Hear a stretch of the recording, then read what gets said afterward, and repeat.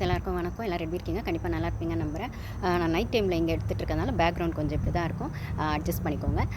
ஆக்சுவலாக பார்த்தீங்கன்னா இன்றைக்கி விஜய் நந்தினி வெளியில் போயிருக்காங்க அப்படின்னு சொல்லும்போது விஜய் நந்தினி பற்றி நம்மளும் ஷார்ட்ஸ் போட்டிருக்கோம், வீடியோஸ் போட்டிருக்கோம். ஸோ என்னோட ஷார்ட்ஸ் பிடிக்குதுன்னு சொல்கிறவங்க வீடியோஸும் போய் பாருங்கள். அதில் இன்னும் எக்ஸ்ட்ரா கண்டென்ட்ஸ் இருக்குது. சரி, ஓகே, அவங்க வெளில போனது சரியா தப்பா அப்படின்னு கேட்டால் நான் ரொம்ப சரின்னு சொல்லுவேன். ஏன்னா பார்த்தீங்கன்னா அவங்க உள்ளே இருக்கிறது அவங்களுக்கும் கஷ்டம், ஆனால் சுற்றி இருக்க கண்டஸ்டன்ஸ்க்கு ரொம்ப கஷ்டம். நான் ஏன் இப்போ சுற்றி இருக்க கண்டஸ்டன்ஸ்க்கு ரொம்ப கஷ்டம்னு சொல்கிறேன்னா, அவங்கள ஹேண்டில் பண்ணுறது கஷ்டம் கிடையாது. கஷ்டம் தான் ஹேண்டில் பண்ணுறது. ஆஃப்கோர்ஸ் அவங்க அப்போ பழும்போது டவுன் ஆகும்போது ஹேண்டில் பண்ணுறது கஷ்டம். ஆனால் சுற்றி இருக்கவங்க நடிச்சிட்டு இருக்காங்கன்னும் போது அவங்களால நடிக்க முடியல. நான் ஆல்ரெடி என்னோட ஷார்ட்ஸில் வீடியோஸில் சொல்லியிருப்பேன். அவங்க கண்டென்ட்டுக்காக அழலை, அவங்களுக்கான ஒரு ட்ராமா இல்லை அவங்களுக்கான ஒரு விஷயங்கள், ஹர்ட்டான விஷயங்கள் அப்படின்னும் போது அவங்க லோன்லியாக இருக்காங்க அப்படின்னு சொல்லும்போது அந்த லோன்லினஸை போக்கிக்கிறதுக்காகவும் இல்லை இது ரியாலிட்டி ஷோன்னு சொல்லும்போது நிறைய ஃப்ரெண்ட்ஸ் கிடைப்பாங்க, ட்ரூ ஃப்ரெண்ட்ஸ் கிடைப்பாங்க, இல்லை நல்ல பாண்டிங் வரும்னு நினச்சி அவங்க அந்த ஷோக்குள்ளே வந்திருக்காங்க. அதோட அந்த புரிதல் சரியா தப்பான்னு எனக்கு தெரியல. பட் ஆனால் அவங்க நினச்சி வந்தது வேறு, அங்கே இருக்க சூழ்நிலை வேறு. அதனால் அவங்களால அதுக்குள்ளே இருக்கவே முடியல.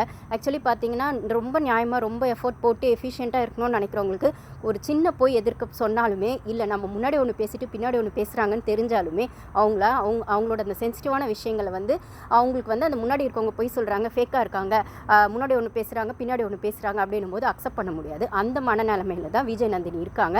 அதனால தான் அவ்வளோ டிப்ரெஷனுக்கு போனாங்க. பிக் பாஸ் வீடு ரியாலிட்டி ஷோன்னு சொன்னாலும் அது ரியாலிட்டி ஷோ கிடையாது. ரியாலிட்டி ஷோன்னு சொல்லும்போது அவங்களா இருக்கணும்னு வருவாங்களான்னு கேட்டால் அவங்க இப்படி தான் அப்படின்னு காமிச்சிக்க வருவாங்க.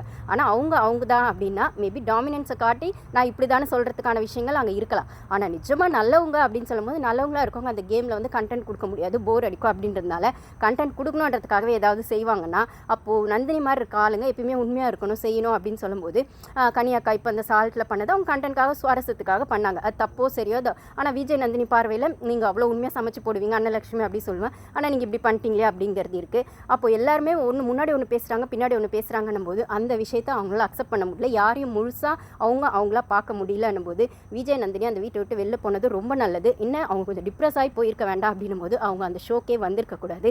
ஸோ உண்மையாக இருக்கவங்களுக்கு உண்மையாக இருக்கணுன்றவங்களுக்கு எப்பயுமே அந்த பிரச்சனை இருக்கவங்க நம்மள மாதிரியே மற்றவங்க உண்மையாக இருக்கணும்னு ஒரு வேலை இல்லைன்னா ஒரு கோவம் வரும் பாருங்கள், அப்படி இருக்கும். நானும் அதை ஃபேஸ் பண்ணியிருக்கேன். அதனால தான் எனக்கு பிக் பாஸ் ஷோ பார்க்கும்போது என்னோட எமோஷன்ஸை அப்படியே ஷேர் பண்ணணும்னு நினைப்பேன். அங்கே தப்பு செஞ்சால் தண்டனை கிடைக்குன்ற ஒரு நம்பிக்கையில் நான் எப்பயுமே அந்த ஷோ பார்ப்பேன். எலிமினேட் ஆகிறவங்க கூட ஏதோ ஒரு இடத்துல நியாயமாக இருந்திருக்க மாட்டாங்க, ஆனால் அந்த எக்ஸ்போஸ் பண்ணுற இடத்துல ஆடியன்ஸ் அந்த ஓட்டிங் போட்டு வெளில எடுக்கும்போது எனக்கு அவ்வளோ சந்தோஷமாக இருக்கும். ஸோ அந்த மாதிரி இடத்துல விஜய் நந்தினி மாதிரி இருக்கிற ஆளுங்க எல்லாரையும் எக்ஸ்போஸ் பண்ணிட்டு போனது ஹேட்ஸ் ஆஃப் டு நந்தினி அப்படின்னு தான் நான் சொல்லுவேன். ஏன்னா அது கொஞ்சம் டிப்ரெஸ்டாக அவங்க பண்ணதுனால பார்க்குறவங்களுக்கு அது வேறு பார்வையில் தெரியும். ஆனால் அது அவங்களோட வலி, அந்த இடத்துல அவங்களால சர்வைவ் ஆக முடியலன்றது தான் நிஜம்.